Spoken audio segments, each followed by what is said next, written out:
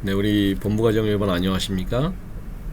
BBC 성경 연구반 구속의 청사진 성소, 오늘은 두 번째 시간입니다.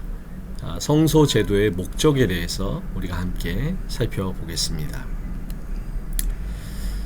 먼저 성소 제도에 나타난 구속의 의미를 우리가 함께 좀 살펴볼까요? 성소는 우리의 희생 제물이 되시는 예수 그리스도의 구속을 통해서 인류가 죄로부터 해방을 얻을 수 있는 방법을 제시해주는 성경의 정말 가장 중요한 진리 중에 하나라고 할 수가 있습니다. 누구든지 회개하려는 영혼은 죄의 속박과 사망에서 영원한 자유함을 얻을 수 있음을 성소 제도가 우리에게 알려주고 있는 것입니다. 성소의 모든 부분은 그리스도의 구속 사역과 그리스도의 직분을 우리에게 보여주고 있습니다. 크게 성소는 세 가지 부분으로 나누죠. 뜰과 성소와 지성소가 있는데, 뜰은 우리에게 희생제물이 되시는 예수 그리스도를 보여주고 있고, 성소는 우리의 중보자가 되시는 예수 그리스도를 보여주고 있고요. 지성소는 중보자이면서 심판자이신, 심판자라고 그래서 우리를 갖다가 엄격하게 모든 이런 것들을 심판하신다는 게 아니라, 지성소에서 이루어지는 것은 죄의 도말이죠. 그래서 재판장으로서 그리스도께서 우리가 죄가 없다라는 것을 선포하시는 그런 작업을 하시는 그런 것들을 갖다 보여주는 것입니다. 성소의 모든 부분들은 이렇게 그리스도의 구속사역과 직분을 보여줍니다. 이 성소의 모든 부분들은 그래서 예언적이며 구속적이죠. 또한 구속사업의 단계적이고도 원형적인 성취를 묘사하는 것입니다. 하늘의 성소의 모형인 성막 성소를 우리가 좀 함께 살펴보시겠습니다. 히브리 8장 5절 말씀입니다. 참고로 히브리서는 하늘 성소에 대해서 사도 바울이 그의 모든 신학의 정수를 보여주는 정말 중요한 책이죠. 히브리 8장 5절을 함께 보시겠습니다. 저희가 섬기는 것은 하늘에 있는 것의 모형과 그림자라. 모세가 장막을 지으려 할 때 지시하심을 얻은과 같으니 가라스대 삼가 모든 것을 산에서 내게 보이던 본을 쫓아 지으라 하셨느니라. 이 모세가 지은 성소는 실제로 하늘에 존재하는 더 크고 온전한 장막, 히브리 9장 11절에 나와 있는 것처럼 하늘에 더 크고 온전한 장막을 하나님께서 모세에게 보여주시고 그 본을 쫓아 이 땅에 지은 것이었습니다. 그래서 흔히들 이 지상 성소를 가리켜서 하늘 성소의 모형과 그림자다라고 그렇게 이야기를 하는 것입니다. 성소 기별은 역사상 가장 큰 계시라고 할 수가 있습니다.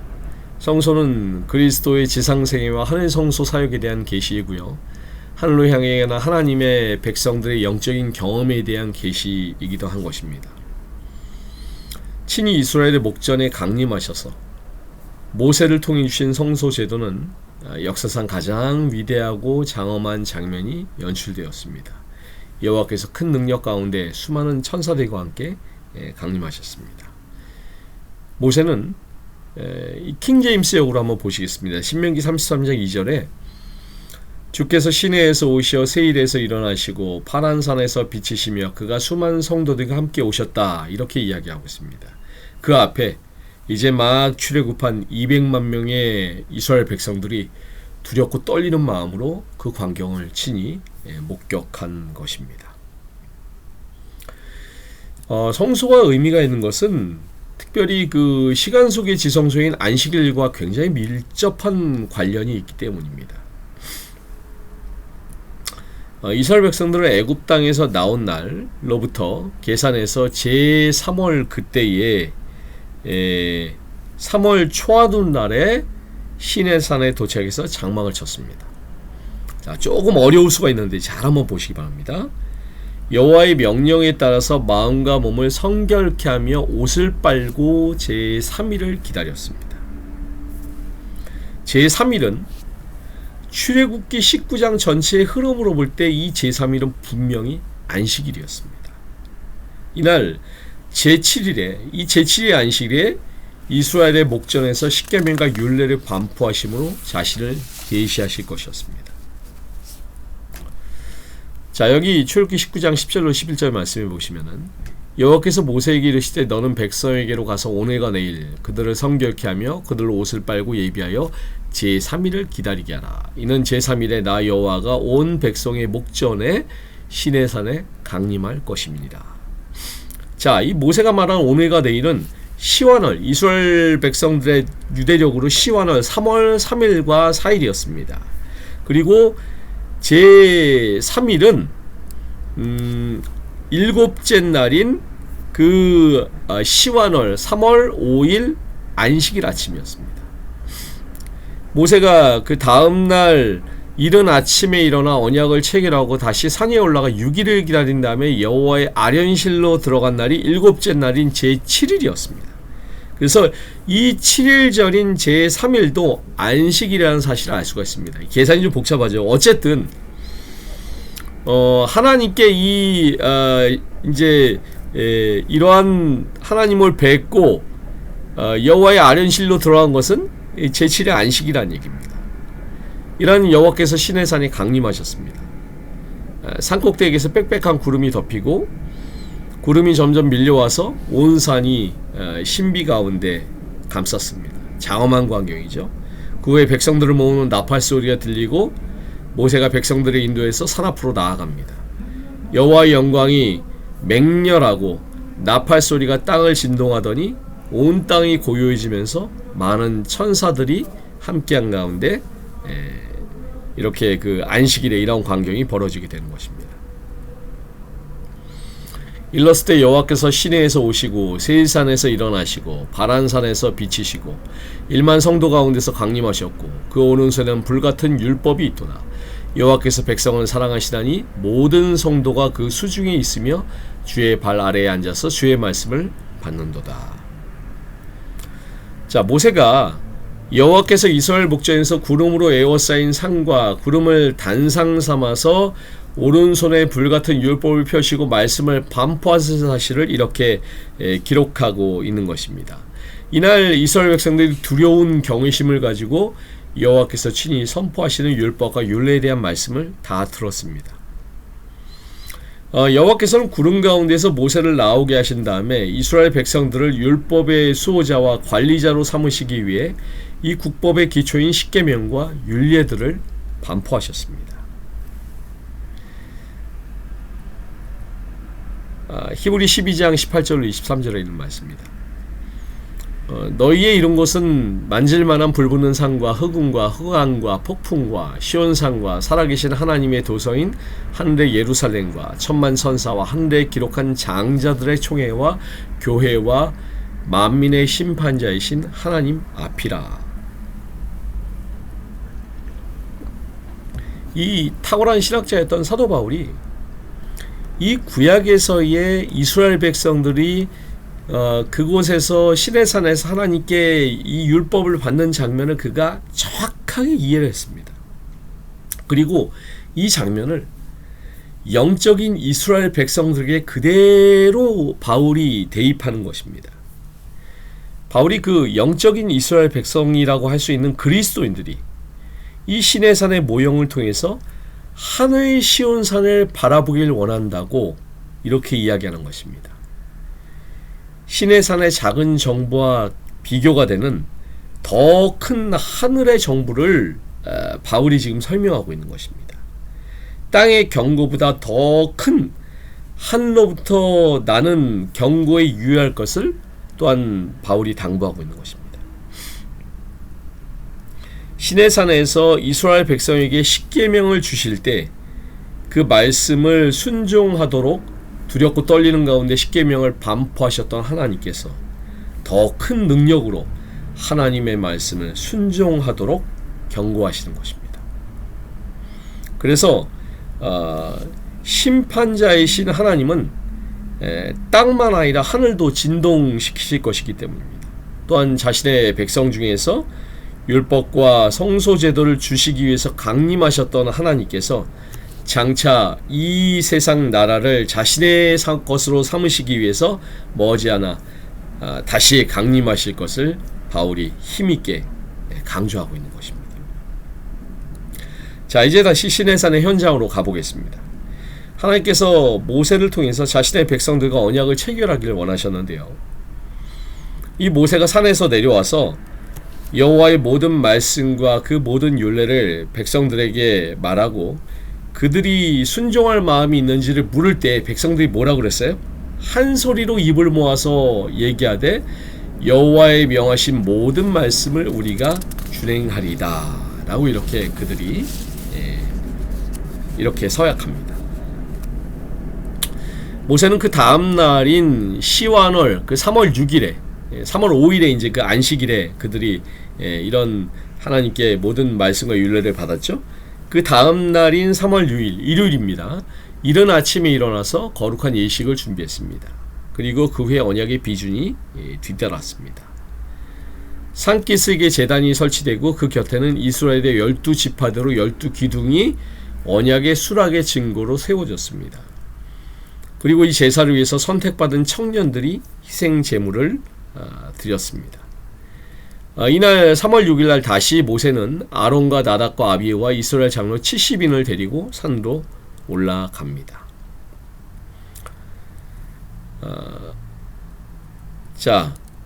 이 순서가 좀 성경 말씀을 먼저 좀 보겠습니다. 출애굽기 24장 10절로 11절에 보시면은 이스라엘 하나님을 보니 그 발 아래는 청옥을 편듯하고 하늘같이 청명하더라. 하나님이 이스라엘의 존귀한 자들에게 손을 대지 아니하셨고 그들은 하나님을 보고 먹고 마셨더라. 자, 여기 70 장로들을 부르신 이유는 무엇일까요? 이 70인 장로들은 부자 선지자에 보시면은 모세를 도와 이스라엘을 다스려야 했다. 하나님께서는 그들에게 그분의 성령을 부어주시고 그분의 권능과 위대함을 나타내심으로 그들을 영화롭게 하셨다라고 얘기하고 있습니다. 또 여호와께서 모세에게 맥추절을 지키라고 명령하신 다음 날인 오순절에 이 70인의 장로가 성령을 받은 것은 사도시대에 내렸던 성령 강림의 예표가 되는 그런 사건이라고 할 수가 있습니다. 유명한 그 재림교 신학자인 리즐리 하딩은 이렇게 얘기합니다. 오순절은 성령을 부어주실 것과 하나님의 약속의 백성들을 왕과 제사장 나라로 만들어 주실 것을 얘기하였다. 이런 성소제도와 절기에 관해서는 이후에 제가 나중에 자세하게 설명을 드리겠습니다. 이 성소제도가 얼마나 정말 자세하고 복잡한지 이것을 처음부터 다 하시려면 좀 복잡하니까요. 나중에 이 절기와 성소제도에 대해서는 그 연관성에 대해서는 제가 나중에 다시 말씀을 드리겠습니다. 그런데 이 오순절에 요제로 드려진 누룩을 넣어 구운 떡 12개가 있죠. 유교병은 누룩이 빵을 부풀게 하듯이 성령께서 사람의 마음의 본성을 변화시키는 역사가 있을 것을 상징적으로 보여주는 그런 것이 될 것이었습니다. 결국 이 시간의 지성소인 안식일과 이 공간 성소인 이 성막, 성소 사이에는 굉장히 중요한 연관성이 있다는 것입니다.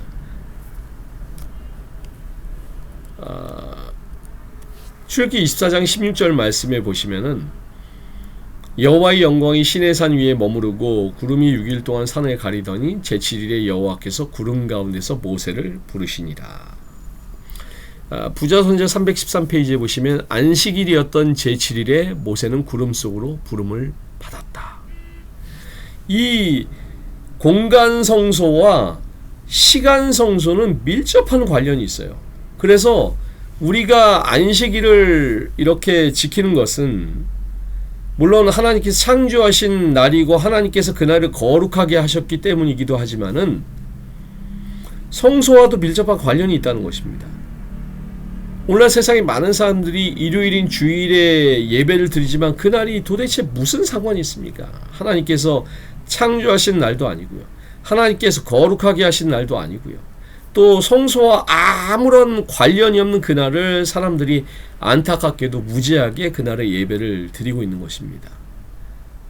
그래서 이 안식일의 중요성과 의미는 성소 제도를 공부할 때도 우리가 더 그것이 명확해짐을 알 수가 있습니다. 모세가 구름 속으로 들어가서 이 40주야를 있으면서 성소의 식양에 대한 계시를 받습니다. 여호와 하나님께서 이 백성들에게 강림하셔서 십계명을 친히 반포하신 날이 하나님께서 친히 구별해 놓으신 제7의 안식일이죠. 공간 속에서 가장 거룩한 장소인 성소를 어떻게 만들 것인지 계시해 주시기 위해서 모세를 부르신 날도 안식일입니다. 이것이 이 시간의 성소와 공간의 성소가 밀접한 관련이 있는 것을 보여주는 것입니다. 시간의 성소가 거룩한 것처럼 공간의 성소도 거룩한 것입니다. 가장 거룩한 시간에 가장 거룩한 공간의 성소를 우리에게 제공해 주신 것이죠. 시간 속의 지성소는 또한 구속과 관련이 있습니다. 하나님께서는 자신의 백성을 죄에서 구출하기 위해서 가장 거룩한 공간 속으로 인도하셔서 드리기를 원하신 것입니다. 너는 기억하라. 내가 애굽 땅에서 종이 되었나니 너희 하나님 여호와가 강한 손과 편팔로 너를 거기서 인도하여 내었나니 그러므로 너희 하나님 여호와가 너를 명하여 안식일을 지키라 하느니라.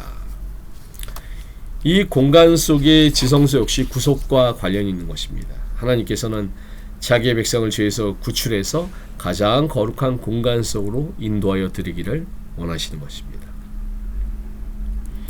자, 이스라엘 진영 한가운데 하나님께 성소를 베푸신 목적이 무엇일까요? 몇 가지 목적이 있는데 그걸 살펴보겠습니다. 첫 번째, 여호와 하나님께서는 당신의 백성 안에 거하기를 원하셨습니다. 내가 그들 중에 거할 성소를 그들 시켜 나를 위하여 짓되. 여호와 하나님께서는 성소를 이스라엘 백성들의 진중에 세우심으로 임마누엘 하나님이 되기를 원하셨습니다. 여기에서 그들 중에 among them은 그들 안에 in them이라는 의미도 있습니다. 하나님께서 우리 안에 장막을 치기를 원하신 것입니다. 요한복음 17장 23절에 곧 내가 저희 안에 아버지께서 내 안에 계셔 저희를 온전함을 이루어 하나가 되게 하시는 이것이 각 개인에게 또한 성소를 주신 목적이라고 할 수가 있는 것입니다. 시대의 소망 23페이지에는 그가 사람의 장막 곁에 당신의 장막을 치신 것은 그가 우리 가운데 거하시고 우리를 당신의 거룩한 품성과 생애에 친숙하게 만드시기 위해서였다. 하나님께서는 항상 우리 곁에 장막을 치기를 원하십니다. 이유가 뭐라고요? 우리가 거룩한 품성과 그 생애에 더 친숙하게 하기 위해서 지금도 하나님께서는 우리 곁에 장막을 치기를 원하시는 것입니다. 두 번째는 여호와께서는 자기 백성에게 거룩하게 하는 능력이 되기를 원하시기 때문입니다. 출애굽기 29장 43절 말씀에 내가 거기서 이스라엘 자손을 만나리니 내 영광을 인하여 회막이 거룩하게 될지라. 또 에스겔 37장 26절로 28절에는 내가 그들과 화평의 언약을 세워서 영원한 언약이 되게 하고 또 그들을 견고하고 번성케 하며 내 성소를 그 가운데 세워서 영원히 이르게 하리니 내 처소가 그들의 가운데 있을 것이며 나는 그들의 하나님이 되고 그들은 내 백성이 되리라. 내 성소가 영원토록 그들 가운데 있으리니 열국이 나를 이스라엘을 거룩히 하는 여호와인 줄 알리라 하셨다 하라. 예수께서는 이 성소 제도를 수립한 중요한 목적은 예수께서 자기 백성을 거룩하게 하시는 능력이 되실 뿐만 아니라 거룩하게 된 이스라엘을 통해서 온 백성에게 온 세상에 복음을 전하게 하기 위함이시다라고 말씀하십니다. 이 시대에도 예수 그리스도께서는 이 남은 백성들, 하나님의 백성들에게 거룩하게 하는 능력을 제공해 주시기를 원하시는 것입니다. 자, 세 번째는 하나님께서 자기 백성을 참된 회개로 이끌기를 원하시기 때문입니다. 에스겔 43장 10절로 11절 말씀입니다. 인자야 너는 이전을 이스라엘 족속에게 보여서 그들로 자기 죄악을 부끄러워하고 그 형상을 측량하게 하라. 만일 그들이 자기의 행한 모든 일을 부끄러워하거든 너는 이전의 제도와 식양과 그 출입하는 곳과 그 모든 형상을 보이며 또 그 모든 규례와 그 모든 법도와 그 모든 율례를 알게 하고 그 목전에 그것을 써서 그들로 그 모든 법도와 그 모든 규례를 지켜 행하게 하라. 우리는 성소의 모든 식양과 제도에 나 같은 죄인을 구원하기 위한 속죄의 피가 발라져 있음을 깨달아야 됩니다. 하나님의 성소를 바르게 보는 사람은 자기의 죄악을 부끄러워하며 자기 행한 모든 것을 부끄러워할 것입니다.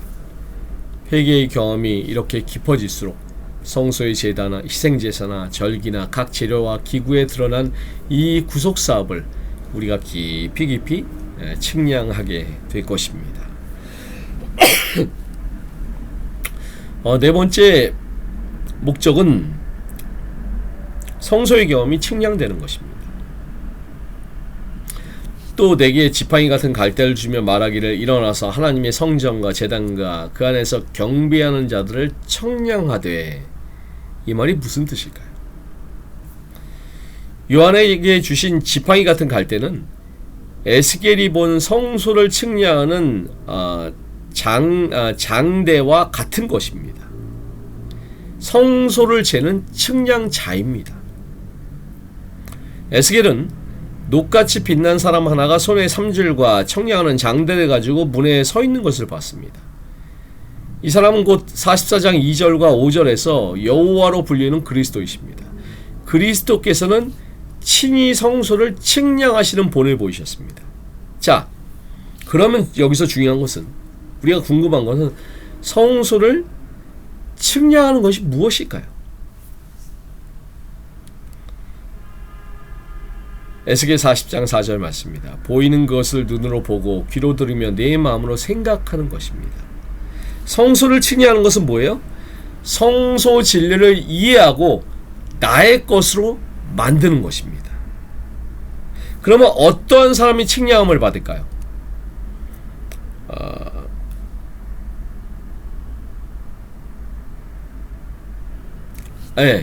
성소를 측량하라는 명령을 내린 목적이 무엇일까요? 성전과 제단과 그 안에서 경배하는 자들을 청량하기 위해서입니다. 그러면 어떤 사람이 측량을 받습니까? 성소에 나타난 구속의 경험이 자기의 경험이 되는 사람을 의미하는 것입니다. 이 사람을 측량한다면 또 그 측량자 누구예요? 그리스도이십니다. 그리스도께서 우리를 측량하시는 것입니다. 그리고 우리가 측량받는 그 측량은 뭐예요? 성소에 나타난 구속의 경험이 나의 경험이 되는 그것입니다. 성소 제도 전체와 성소의 기물과 희생제물과 제사장 모두가 그리스도의 생애와 구원의 사역을 설명하고 있습니다. 성소의 모든 것은 바로 예수 그리스도이십니다. 이런 것들은 그리스도의 구속사역뿐만 아니라 모든 품성의 측량자인 율법의 생애로 드러나신 그리스도를 예시하는 것입니다. 결국 그분의 율법과 일치한 생애와 봉사는 우리에게 측량자가 되는 것입니다. 우리는 그리스도를 본받아야 되는 것이죠. 성소는 죄를 버리고 거룩한 삶을 살아가는 경험과 능력을 보여줍니다. 하나님을 믿는다고 고백하는 우리들이 성소와 제단의 경험으로 측량받는 경험을 하지 않는다면 우리는 하늘나라에 들어가기에 합당한 사람이 될 수가 없는 것입니다. 오늘 우리는 이스라엘 진영 가운데 하나님께서 성소를 베푸신 목적을 우리가 함께 살펴보았습니다. 성소제도의 목적, 참으로 성소라는 것은 우리가 공부하면 공부할수록 정말 어려워요. 쉽지 않습니다. 하지만 하나님께서 이 깊은 성소의 과학을 우리에게 빛으로 보여주신 것은 아주 간단합니다. 결국에는 성소는 예수 그리스도의 모든 사역을 우리에게 보여주신 것이고, 우리는 그것을 잘 이해함으로 주님께서 우리를 측량할 때 합당하다고 이렇게 보실 수가 있는 것입니다. 이러한 가장 중요한 목적을 이해하시면서 아무쪼록 이번 기회를 통해서 좀 매우 딱딱한 음식이지만 이 딱딱한 음식을 우리가 또 받아 먹어야 됩니다. 받아 먹고 이것을 잘 소화하셔서 아무쪼록 이 성소의 모든 진리가 온전히 나의 삶에서 측량되시는 우리 모든 본부가족들 되시길 간절히 바라면서 말씀을 마치겠습니다. 함께 기도하시겠습니다. 사랑의 아버지 하나님, 오늘 우리는 하나님께서 저희에게 성소를 주신 목적을 저희들이 함께 공부했습니다. 결국 이 성소는 매우 저희가 공부해야 될 것도 많고 매우 많은 내용을 담고 있지만 그 모든 것들은 한마디로 예수 그리스도임을 저희가 깨닫습니다. 그리스도의 모든 사역과 사랑과 섭리와 구속이 들어간 이 성소의 원리를 저희가 온전히 깨닫는 것이 저희가 온전히 성소를 측량받는 것이라는 사실도 깨닫습니다. 주님, 우리 모든 본부가족들이 이 성소의 진리를 올바로 공부하여서 저희가 그리스도의 구속사역에 대한 올바른 이해가 저희의 마음 가운데 일어날 수 있도록 우리 모든 주의 사랑하는 백성들과 함께하여 주시옵시기를 예수 그리스도 이름으로 간절히 기도드리옵나이다. 아멘. 네, 감사합니다. 오늘도 주님 안에서 복된 하루 되시길 바라겠습니다. 감사합니다.